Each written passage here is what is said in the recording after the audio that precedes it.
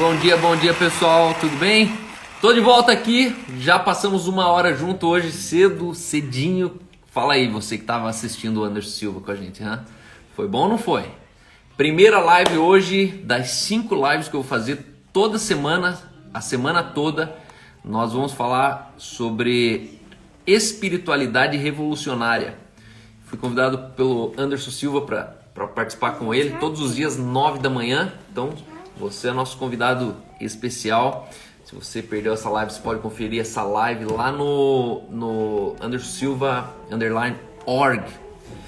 Então, hoje é feriado, tô passando aqui, na verdade, só para não passar batido, vou dar um passeio com a família e eu só vou deixar uma palavrinha para vocês. Hoje a live era com ele, na verdade, mas aí como a gente já fez 9 horas da manhã, eu já vou deixar ele, né, feriado e tal, aquela coisa. Amanhã é feriado também em Curitiba, então vou deixar de boa. Mas eu quero deixar para vocês aqui uma palavra, um texto que é a senha de hoje. A senha de hoje é de Tiago 4:6. Tiago 46. Tiago 46.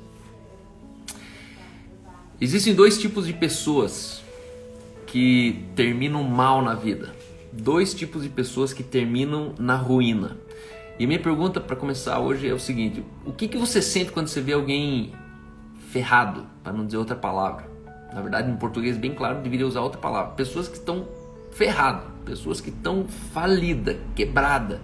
Pessoas que perderam o casamento, pessoas que perderam o dinheiro, pessoas que perderam...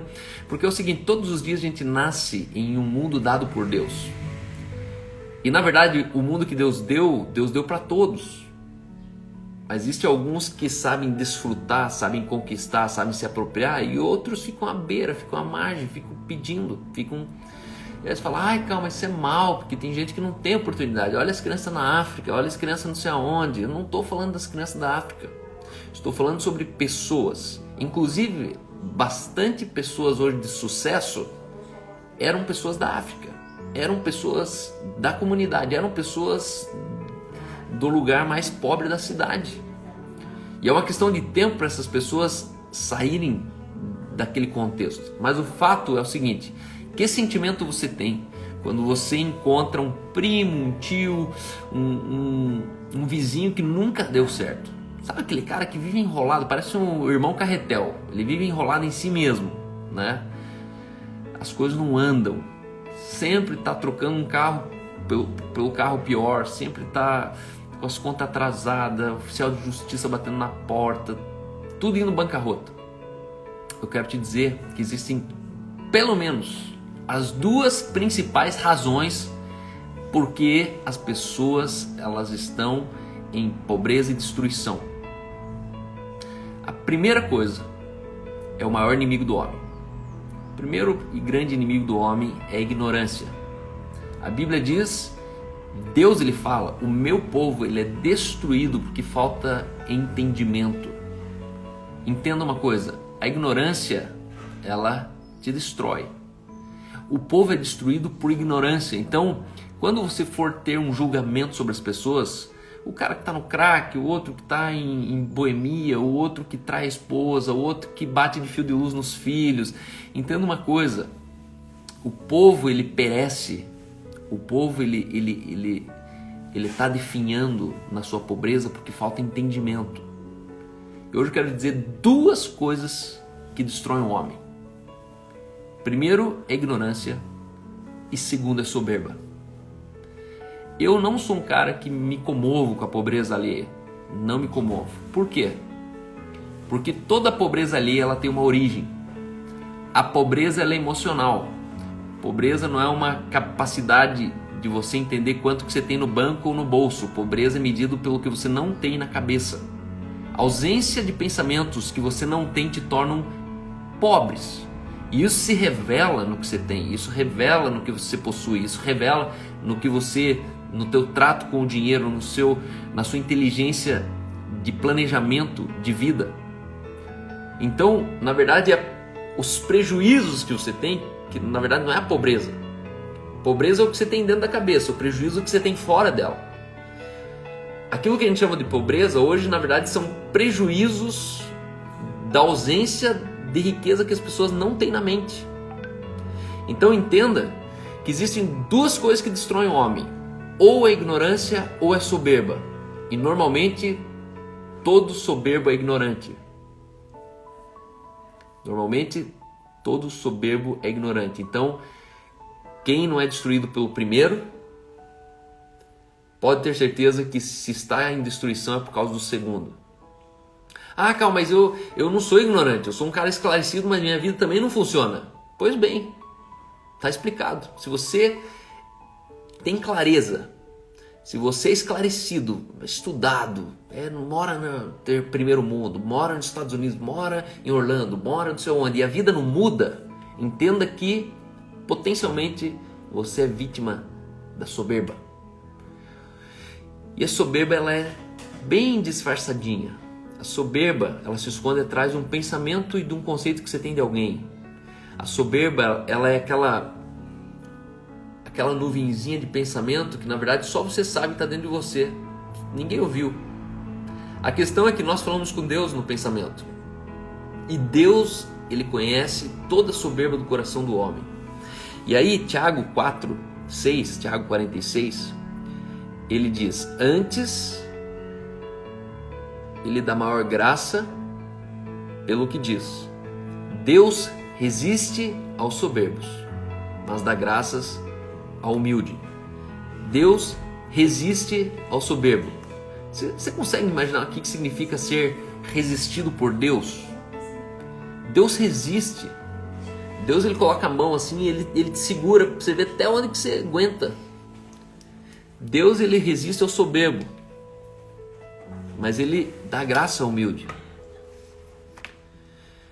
Em outra passagem, o texto diz: igualmente os jovens, sede submissos aos que são mais velhos, outros sim no trato uns com os outros, cingivos de toda humildade, porque Deus resiste aos soberbos, mas aos humildes Ele concede a sua graça. Cingivos de toda humildade significa você se vestir.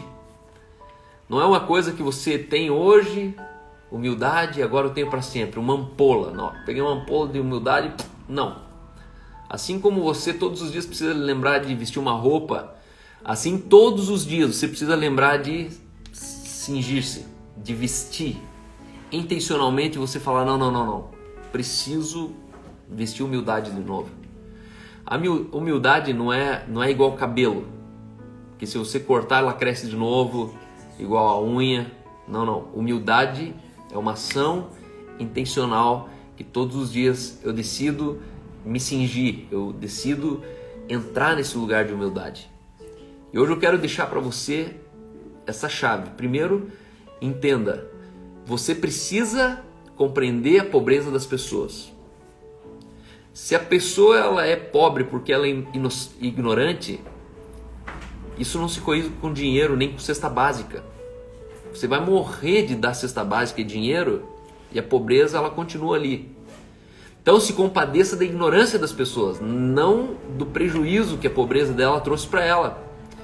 E aí quando você se compadece com a ignorância, talvez você vai combinar de uma vez por semana ir na casa dela, talvez você vai passar mais tempo sentado numa mesa com a Bíblia aberta ou até com o material da escola aberto ensinando como que faz para ser gente, como faz um planejamento financeiro, mas invista na inteligência, na sabedoria das pessoas.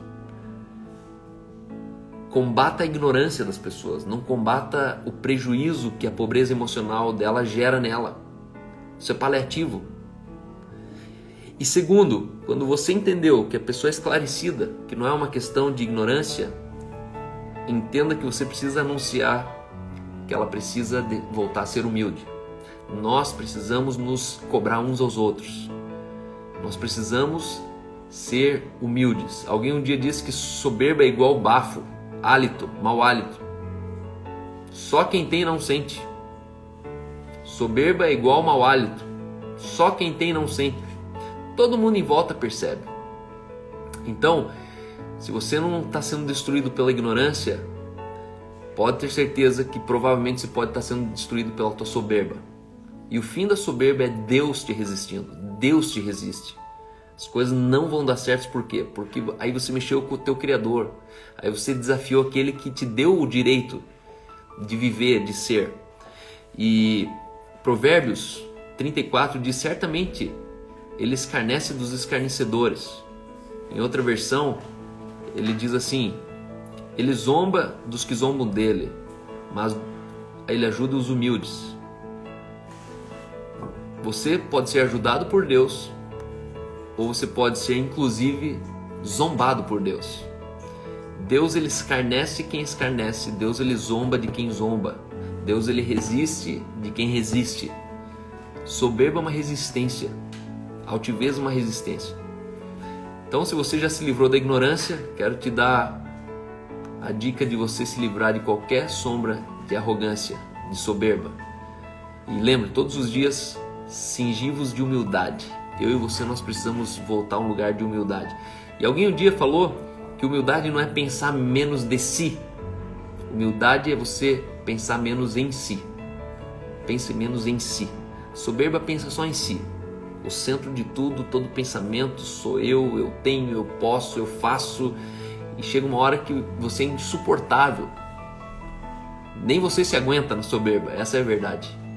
Então, seja humilde, escuta as pessoas, seja gentil, compartilhe, passe tempo, dê carona, abra tua casa, mande uma oferta, peça perdão. Perdão é uma chave. Se você soubesse o quanto o perdão ele economiza força, você se esforçaria mais para perdoar. Perdão faz você economizar energia. Se esforce mais para perdoar do que para sustentar uma relação sem perdão. Gaste toda a energia tua para perdoar. Só que você não vai perdoar bloqueado pela soberba. Ah, calma, eu não consigo perdoar. Pois é, se livra da soberba. Soberba não perdoa. Soberba nunca vai perdoar. Hoje, de cada 3 mendigos, pode ter certeza que 2 estão na rua porque eles não perdoaram alguém. Eles foram bloqueados pela soberba. A soberba, o fim da soberba é o ralo, é o bueiro. E não tenho dó de quem chega no bueiro por causa da soberba. É impressionante isso na rua. Desafia uma pessoa, chega na rua e fala assim: puxa, você precisa de ajuda e tal, mas você já perdoou quem está precisando ser perdoado? Aí a pessoa fica ouriçada. Não perdoa. Então, não se sinta culpado sobre a pobreza das pessoas, mas entenda que tem 2 caminhos.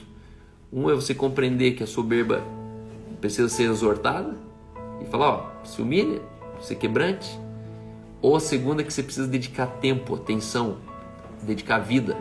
Não dar uma esmola, não dar só uma mãozinha, e aí a tua vida ela vai ser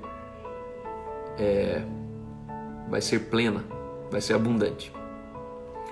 A Michele, ela está perguntando: Cal, lembra que te perguntei se perdoar precisa conviver? Perdoar, na minha opinião, bem pessoal, significa a tua capacidade de transportar a pessoa para o mesmo lugar que ela ocupava de confiança tua antes de você perdoar. Agora, conviver, eu creio que nós precisamos reciclar relacionamentos de ano em ano. E aí você pode dissociar. Eu não preciso ter uma razão para eu trocar um relacionamento, no sentido de renovar relacionamento. Para cada fase de vida existe um novo contexto, para cada novo contexto existe um novo personagem, existem novos contextos com novas pessoas. Novos contextos apresentam para a gente novas pessoas. Então, quando você perdoa, dissocia o perdão com uma condição de você ter que ou não continuar com aquela pessoa.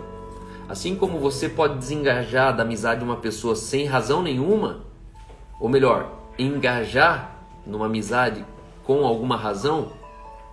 Não, volta.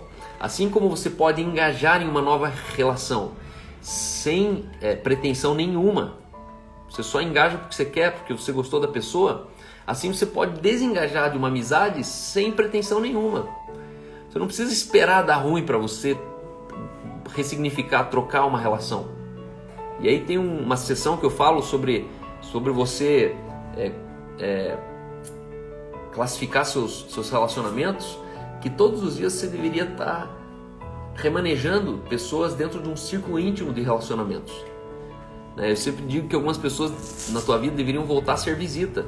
Você vai admirar elas mais como sendo um status de visita que você só vê de tempo em tempo, do que você vê todo dia aquela relação ser tão desgastante. Então, dissocie o perdão que você precisa ter sobre as pessoas com o teu compromisso de engajar nelas ou não. Uma coisa tem nada a ver com a outra. Mas perdoe. Perdoar é o seguinte: quando eu não perdoo, eu estou dizendo que Deus não funciona. Porque antes da cruz, a gente perdoa as nossas ofensas assim como nós perdoamos. O perdão de Deus era condicional à minha capacidade de perdoar.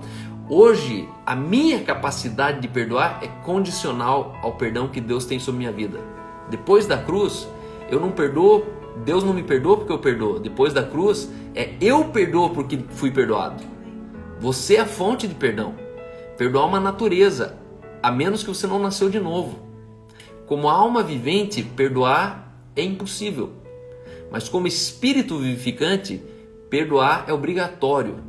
É a tua natureza, você não sabe ser diferente.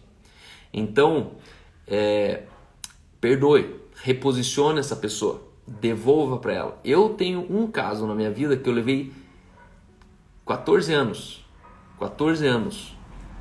para perdoar uma pessoa, a ponto de hoje eu ir jantar na casa dela. A ponto de hoje eu consegui olhar para aquela pessoa, sentar lá na minha mesa, trocar planos, compartilhar a vida com ela, mas levou 14 anos. E no meu último sabático, foi a única pessoa da minha existência que eu falei: Deus, ajusta de novo. Deus, muda alguma coisa aqui dentro. Então, eu já tinha perdoado essa pessoa. Já tinha perdoado lá atrás, que não foi contra mim a infração, mas eu já tinha perdoado. Só que aquele convívio que você está se referindo ali, e essa pessoa é da família, aquele convívio levou 14 anos. E Deus, de maneira sobrenatural, Ele fez tudo voltar como era antes. Aí você fala: não, é impossível, não tem mais como. Na alma vivente é impossível. Agora, no espírito vivificante, é o espírito que traz vida para a relação, é o espírito que traz vida para as finanças, é o espírito que você injeta, sai vida de você. Então, essa era a nossa palavra para hoje, uma devocionalzinha breve. Eu já fiquei aqui 1 hora sendo ouvido hoje. Nós falamos sobre espiritualidade revolucionária, hoje das 9 às 10. E amanhã eu volto todos os dias da semana, eu tenho uma lição de casa, todos os dias 9 eu vou fazer uma live e às 11 eu vou fazer outra live. Então, a gente segue o plano, Bíblia na mesa, Evangelho sem agrotóxico. Amanhã também é feriado aqui em Curitiba, mas naturalmente que a gente vai continuar. E se eu não me engano, amanhã, o convidado de amanhã é o Nuno, talvez é o Nuno, se eu não me engano, amanhã é o Nuno de Portugal, tá bom? Hoje era o Anderson Silva, mas aí como eu já fiz com ele de manhã, eu não quis abusar da bondade dele, tá bom? Deus abençoe vocês, Talmo, Gize, a Marta, a Michele, espero que... entendi, a Michele entendeu, meu irmão Nuno Ornelas está aí, lá de Portugal, Talmo, Jaque, é isso aí, pessoal. Deus abençoe vocês. Não esqueça, se alguém está ferrado na vida, ou é ignorância ou é soberba.